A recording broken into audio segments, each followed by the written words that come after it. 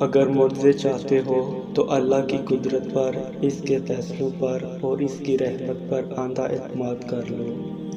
جب دل میں مایوسی نہیں ہوگی، وسوسے نہیں ہوں گے، تب اللہ معجزوں کی برسات کر دیتا ہے۔ انشاءاللہ ہوگا وہی جس کے لیے تم اللہ کے در پہ بار بار جاتے ہو، مگر مقررہ وقت پر اللہ اس کو تم تک لائے گا۔ وہ صرف تمہیں تمہاری اس پسندیدہ چیز سے آزما رہا ہے۔ دعائیں تو صبر مانگتی ہیں۔ جب ہم صبر ہی نہیں کریں گے اور دل میں تڑپ نہیں رکھیں گے تو کیسے کھلے گا وہ قبولیت کے در؟ بے شک اللہ صبروں کے ساتھ ہے۔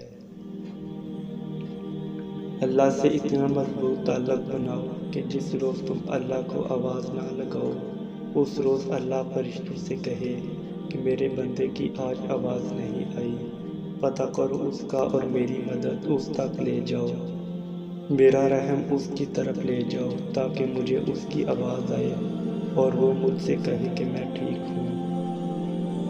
تمہیں اتنا مضبوط تو ہونا چاہیے کہ تمہاری کمزوری کوئی نامحرم نہ بن سکے۔ تمہیں اللہ پہ اتنا بھروسہ تو ہونا چاہیے کہ جب وہ کسی کی حقیقت تم پہ کھول دے تو تم اللہ کے لکھے نصیب کو کوسنے کی بجائے اللہ کا شکر کرو۔ اگر ان کا چھوڑنا تمہیں اللہ کے قریب کر گیا ہے تو جان لو کہ تمہارا اس دل کو توڑنے کا یہی مقصد تھا جو انہوں نے پورا کر دیا ہے۔ تمہیں تو شکر گزار ہونا چاہیے کیونکہ تم نے جو پا لیا ہے وہ اس سے بہت بہتر ہے جو تم نے کھو دیا ہے۔